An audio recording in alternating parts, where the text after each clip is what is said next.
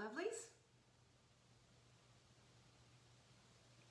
Happy Wise Women's Wednesday. Who's here? Who is in the house? I see nothing yet. Aha, here we go. Here comes someone. Yay. Hi, Jackie. Good afternoon to you. And who else do we have? I see one, but I see people coming in, which is great. Excited about that. Hi, Emily. How are you? Shauna, hello. Hi, Catherine. Hi, Tracy. There's my girl, Martha. Hi, Patsy. And there's Cindy, hello. Hi, Angie. Rebecca's in the house. So is Crystal. Hi, Dawn. And Deborah, I'm glad you're here. Heidi, hello. And Mary Ann. And Tammy's here. And Emily, she loves me and Martha. Well, that's sweet. Marla, sorry. Yep, thank you. Hi, Deborah. Marlena. Lizzie's here. I have to go back and listen to yesterday's Facebook. All right, you can do that. Evan. Evie.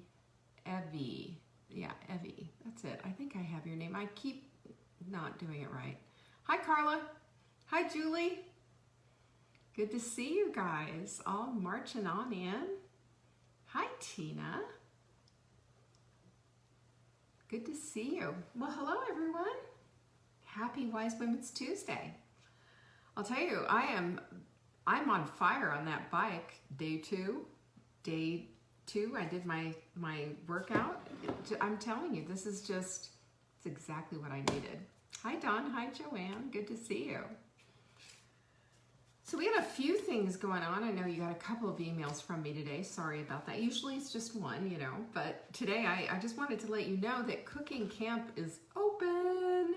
Now, I put this program together 5 years ago because, in my opinion, one of the most important skills one can learn is how to cook.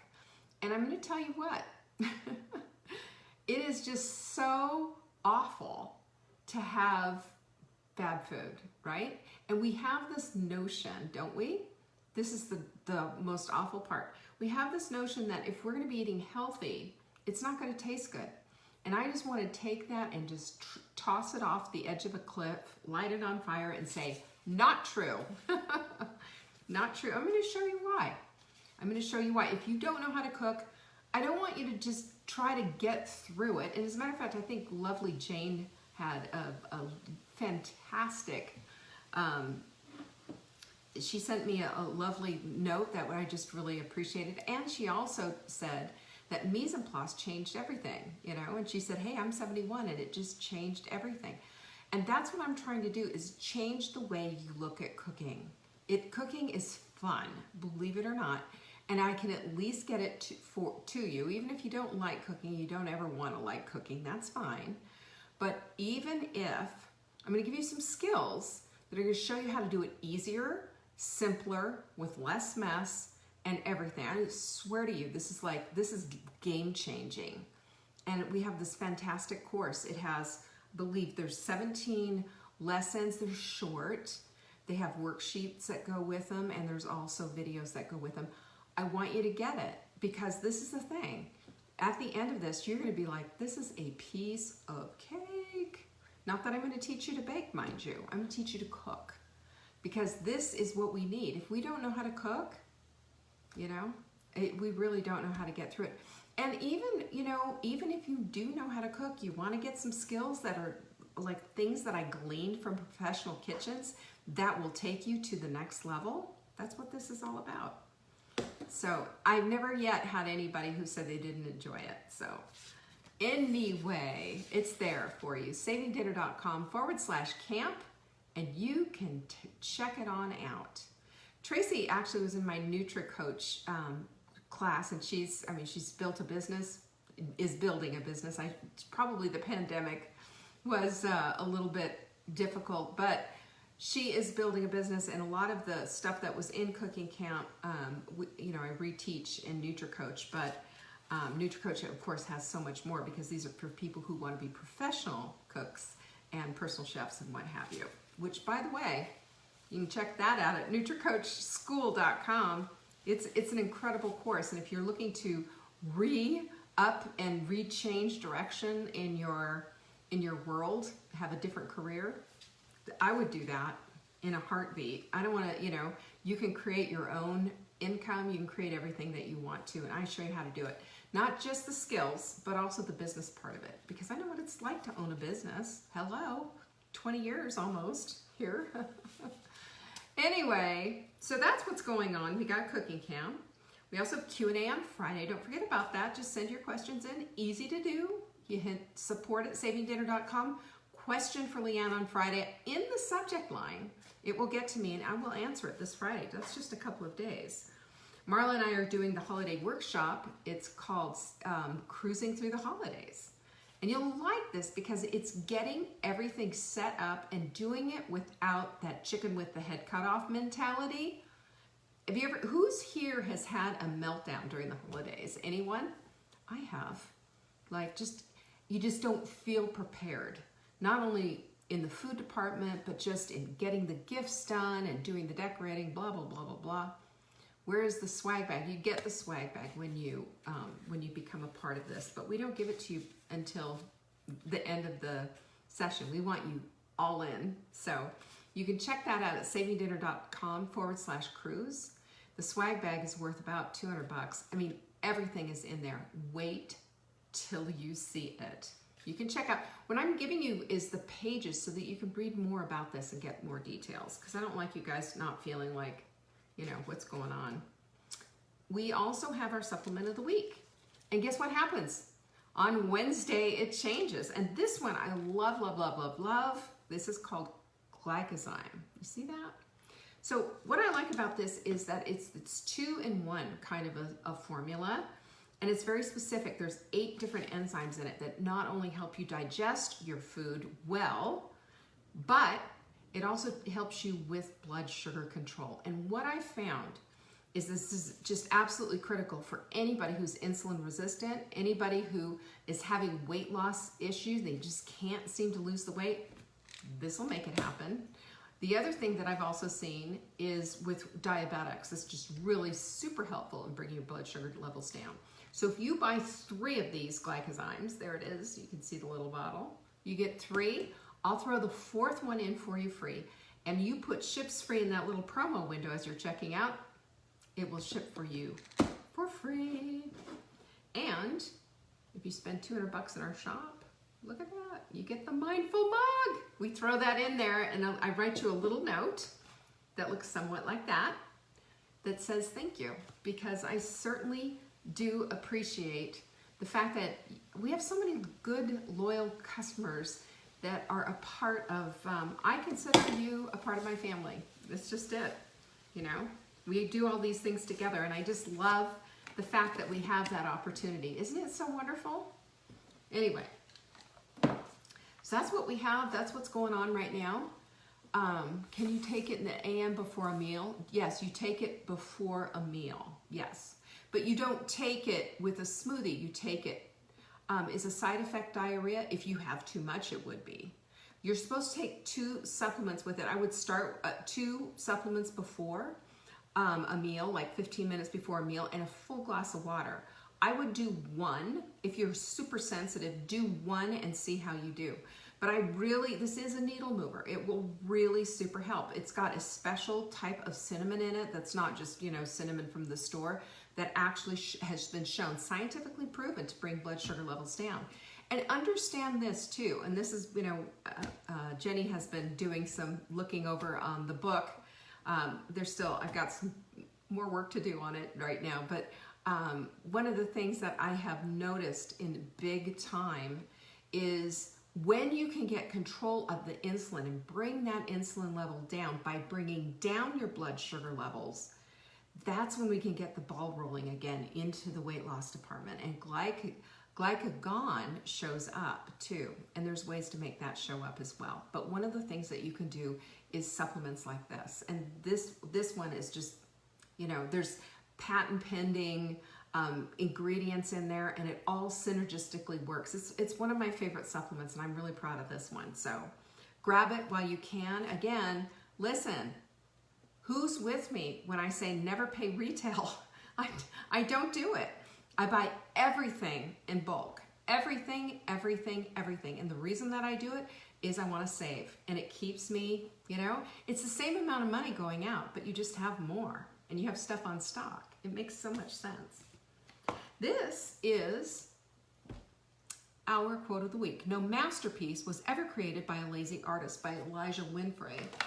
And the lazy word, you know, the L word, of course, we hate. But also, awesome, you know, also I'm going to look at it, excuse me, as part of, we have to look at what not doing something is. What is it? You know, if we just refuse to do something, refuse to lift the brush to the canvas, we are not going to do anything. We're not going to create anything. And today, we're going to be talking about what wise women, I think, need to be doing is being a curator, if you will, and a consistent curator of control. Because there are things that we just get so micromanagey and crazy about, and then there's things that are in our control which we just let get out of control. I think it's time to redefine our controls, and I think it's time for us to really look at what it is that we can do and what it is that, you know, we might need a little help with. So this is something, you know, I'm sharing a little bit. This is from my journal, from my journaling stuff from this morning that I want to share, simply because this has really brought me to a really interesting place. And it's also, you know how you get enlightened or you have an epiphanal moment, I guess. And it's just, all of a sudden you just like, aha, you know, that light bulb has gone off. You flick the switch, right? But one of the things that does that is understanding what control is, what you have control over, what you don't have control over, and how you can curate consistently that control that you do have. Obviously, we need to differentiate. I think, and this is, I mean, a perfect example of this whole thing is just how many things are out of our control out there in the world today, in politics, in the world, in the weather, in, you know, natural disasters. There's so many things that we cannot control. But what we can control is our own output and our own input. We can control the things that are in our own environment, and we're going to go into that. The other thing is, 7 years ago today, a 64-year-old Diana Nyad, who is a personal hero of mine, swam from Florida to Cuba, right? This was like her 5th attempt. I don't even remember. At 64 years old, no cage, the sharks were just all around her, and she did this. Her mantra was, find a way. And as a matter of fact, we had that as one of our quotes of the week. And I'm going to tell you that this always has been my core value of finding a way. I shared with you what almost happened with us with our supplements getting shut down. But finding a way opens up the gate of new creativity, new ideas, that maybe I can try this. Can you imagine maybe that if I just hold on this for a little bit longer? I'm learning that on the Peloton. I've had 2 classes now. I've had it for 2 days, 2 classes. It is an absolute blast. I have drunk the Kool-Aid. I am sold out. I mean, I think it's just like the best thing ever. And it's exactly what I needed. I knew this going in. I knew it. I knew it. I knew it. I needed something convenient. I needed somebody to push me, and I needed something that was fun, and I got it. And padded shorts, man, I look like I'm wearing a diaper. You guys, it's not pretty at all. I threw a gel seat on there too to kind of protect the lady bits. You know what I'm saying? That seat's hard. But I'm telling you, I'm learning right now that what can I control? Well, I cannot control the fact that COVID's out there. I can also not control the fact that I do not feel comfortable or good about going to the gym. I just don't. So I brought the gym home. I've got weights down in my basement. I've got this bike here. I've got a rebounder. I am set, and I have no excuse either. I control this environment. I curated this environment, and if I'm consistent with it, I will get the results that I'm looking for, you know? Because I am on a quest to get back into the fit shape that I was in just a few years ago. You know, it's funny, not funny, haha, but when my mother died in 2016, and you know, it wasn't a big surprise, she had COPD. I had been taking care of her for almost 2 years. And it was just, at that time, it was just such a, it was a hard thing. It was constant. And I don't know any of you who, if you've, taken care of elderly parents, you know the drill. There's a lot to it. And especially, my mom was starting to lose her, and I think it was from all the morphine that she was on. She was on a lot of morphine. They give it to her because of pain, anxiety, and also to relax the lung tissue so she could breathe better. And I mean, she was like on great gobs of this stuff. And she was losing her grip. She couldn't remember things, and she became a different woman. But at that time, I was consumed with her care. And I was trying to make things better. And you know that out of control feeling when somebody you love is slipping away from you, there's just absolutely nothing that you can do. And that at that point, it took over. It was like a tidal wave in my life. And I don't even know if tidal wave is the right thing, but it was a consistent, constant thing. And of course I had help. We eventually moved her to an assisted living kind of a place. And so I knew she was in good hands. I knew everything, and I was there every single day. But at the same time, I still had to run a business. I still had to there were so many things that I was still responsible for. I lost myself in the process. And as I look back and I think about it, and I think about where my control went just gone. I didn't eat the way I would have normally eaten. I did not exercise like I normally did. I didn't take care of myself the way I usually did. And I would advocate for it, of course, but did it happen? It did not. So this darn expensive Peloton bike sitting behind me is representative of getting myself back, of getting back the control, the consistent, curated control that I have over my environment, that I have over the things that I do, the time that I have, in order to hit my goal. Does that make sense to you? This is what we need. And the word curated, I love curated. This is such a good word. And what a curator is, a curator is a keeper, really, a custodian of a collection or a museum or an art or something. It's just he or she is a custodian, a keeper, making sure all is well. And a curated means selected, organized, and presented using a professional or knowledge or an expert of some kind. Think about all of that. Think about how this all fits in. And then consistent, well, we know what consistent means, done always at the same time of day or whatever, but in a way that's continually done consistently over time. And then being in and out of control means that we have the power to influence our direct behavior. We have the power for that. We also have the power to choose our course of events. The things that we have control over and the things that we don't have control over need to start being in black and white, and we need to be thinking about them and being very front of mind when we start thinking about these things. Out of control. You cannot control when you are dealing with an elderly parent who is on the decline. You cannot control that.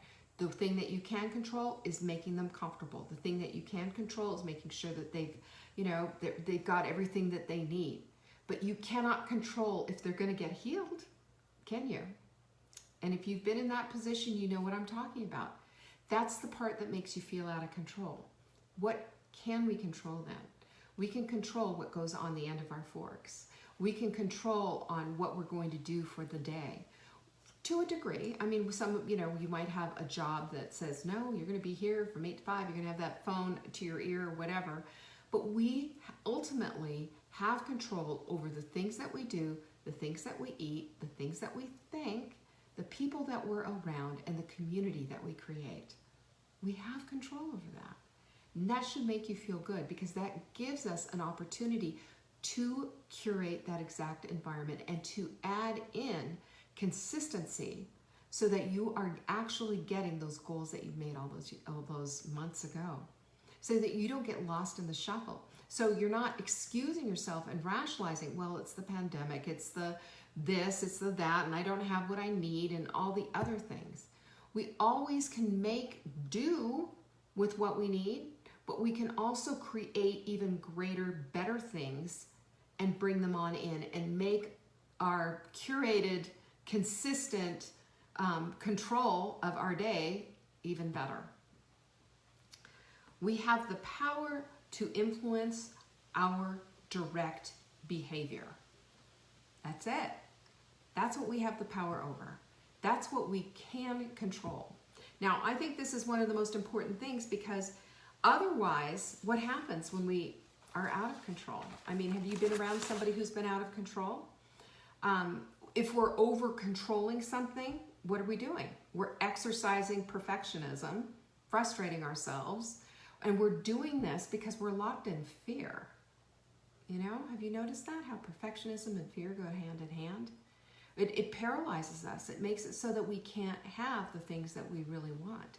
It makes it so that until everything is perfect, all those dots are, I's are dotted and the T's are crossed. But when you are in control of your environment to the point of curating it to consistency, you get all these benefits. You get to own your own calm, because you're calm because you know what's next. You're calm because you're in control of those things. And that should bring you so much peace. I mean, for me, that just brings the cortisol levels down. It creates within me this sense of peace and calm. And then you're doing what you can with what you have. So you can create out of that, you can create anything. I mean, it's like if you have some duct tape and an imagination, you're in business, right? There are things that you can do. And this is the thing. Fear takes away all of these things. It takes away any sense of control. It takes away the ability to think beyond your own nose, and it takes you and puts you into the place of paralysis, where you're not getting anything that you want, let alone the things that you do have control over. And you stop into the place, when you're in that place, also you stop into that place of the what ifs. Have you noticed that? You stop in the place of the what ifs and step into the place of I own this. It's one thing to say, well, what if I did this? That's a different what if. But what if it were easier for me? What if I had this that she has? And we get into that comparison thing. Then our thoughts get out of control. And when our thoughts get out of control, we suddenly have these emotions and feelings and all this other garbage that we need to deal with, because we go to a place that we really shouldn't go in the first place. We don't have control over what somebody else is doing. We do have control over what we're doing, what we're thinking, and what we can do with what we have. That's the biggest thing. And we hold ourselves then, therefore, to a higher standard. Because now we can see things clearly. We can see things in the way that we want to see things. And you stay exactly true to what you want when you're controlling that environment, when you're curating a consistent environment for yourself. The peace that comes with that is just unbelievable. You're prepared, you're planned out, you know what's next, you've got things written out.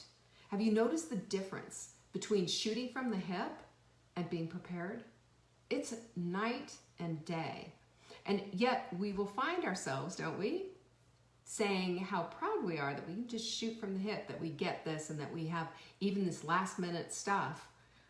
Oh, I get it. You know, sometimes we do need to shoot from the hip, but there's so many things that we can plan. There's so many things that we can lay out. The way we do our pantries, the way we do our food, setting up a hydration station, consistently blocking off time in your calendar to get the movement in, all those things. The things that we set up so that we can do a better job with our lives the way they are. Instead of living reactively, we're living proactively. We are making the decision ahead of time. And you know this too, that reactive knee-jerk action, oftentimes what happens is we don't know the whole story and then we pop off and we're just awful to somebody. Or we are never in the place of giving anybody empathy or understanding because we're just thinking the worst of somebody. This is what happens when we're not prepared and when we're not looking forward and we're not in the place of curating a consistent, controlled environment for ourselves. This is peace. This is calm. And this is the way that we can operate when we make a choice to do this. And when we make a choice to do this, that is a decision you've made for your life. And I want you to look at it like this. You know why? Because I've noticed this. When we just kind of like, okay, whatever, and I'm just going to do this or I'm going to do that. But when you say this is a choice, this is a decision that I've made for my life, that's like, you know, that's like putting a stake in the ground and claiming that territory for your own. This is what moves the needle. This is what makes you consistent. This is what makes you feel better about yourself and see what you can control and what you cannot. You're always going to have things out of your control. There's always going to be something out of your control. And it doesn't matter how many times you post on Facebook or how many times you complain about it to a girlfriend or whatever. It's never going to come into control simply because you're talking about it or whining about it. As a matter of fact, if you're complaining about it, your brain's shrinking. That science tells us that. Your hippocampus goes. We want to live in a way that brings joy to our life. We want to live in a way that's vibrant and that we're getting everything we want out of it. We can do that when we understand the things that we can control can become consistent and can become curated exactly the way that we want to do things. Oh my gosh, that's such a better way to live, isn't it? This is what wise women do. They choose these things. They are deliberate in making these choices. Deliberate. They're Diana Naiads, man. They're like, find a way. Find a way. 64 years old and swimming across with a bunch of sharks. I mean, come on. I'm not advocating for shark swimming, by the way. I'm just saying, if you're going to compare yourself to that accomplishment. Compare yourself to, and remember, a 64-year-old woman did this. She's now 71 and she's still swimming and doing stuff. You know, I follow her a little bit on social media. But, you know, I have so much admiration for somebody who says, I am going to do this. That is a controlled environment now. Out of her control, the sharks. Out of her control, all of those jellyfish and manta rays and things that sting. But you know what was in control? The fact that she would take one more stroke, and that she said every stroke, find a way, find a way, find a way. And that's what I say to you about your environment. You don't have a bunch of sharks in your kitchen and in your pantry, do you? I don't think so. Jellyfish, man-o-wars, or whatever the heck they are that stingrays and stingy things. You don't have all that. But what you do have is a brain. What you do have is the control. What you do have is the ability to make a decision for your life that is all about you. And it's okay to do that. It's okay to set your life up like that. Because this is it. Ultimately, this is the only life you're going to be given, y'all. You know? And remember, your life is here and it's on purpose. It's here on purpose and you have a mission. And your purpose is to help others. You know, people always say, well, I don't know what my purpose is. I'm going to tell you what, universally, our purpose is to help others. Have you noticed how you feel when you help somebody else? It's to help others. Now, how that's going to show up in your life, God will show you. He always does, because he shows up when you do. He shows up when you say, I'm ready. He shows up when you say, I'm going to be controlling my environment. I'm going to be doing these. I'm going to be doing these things. He shows up as the hands, as the way maker. He shows up. He never doesn't. Make yourself available. Make yourself the hands and the feet of somebody who's less capable. And use your empathy. Use the love that's in your heart and ask him to expand it. Because as you expand it, as your vision grows, so does your heart. So does your empathy. And you know what else? You know what's next? What's next is what's in his plan. And it gets better and better and better. I know this. I've lived it. I've seen it. And I can see it for you too. All you have to do is just make a decision today. I will curate and control my environment the best that I can, and I'll be consistent. It's that simple. And for that, you know, you're no longer shooting from the hip, but you now have a deliberate practice in your life, and you will get what you want. You know those goals that you have on the horizon there? The ones that you think, oh gosh, if only one day. You'll start saying, oh yes, one day. It'll be different. Not that, oh, wishful business, but yes, I am deliberately putting one foot in front of the other. Taking one stroke and another stroke and another, because you're going to find a way. I know you are. Are you with me on that? Pinkies up? I sure hope so. Thank you so much for joining me today, Wise Women's Wednesday. And listen, share this video, bring some people in, and don't forget, we sprint on Monday. Yay! Who's sprinting with me? Man, it's going to be a good one. We are going to sprint our butts off. Yeah, literally and figuratively. Let's do it. And if you haven't signed up yet, do that, because you get, you get all the things, right? savingdinner.com/sprint. We're in it to win it. I appreciate all of you so much. You're the best. Peace be with you. Bye.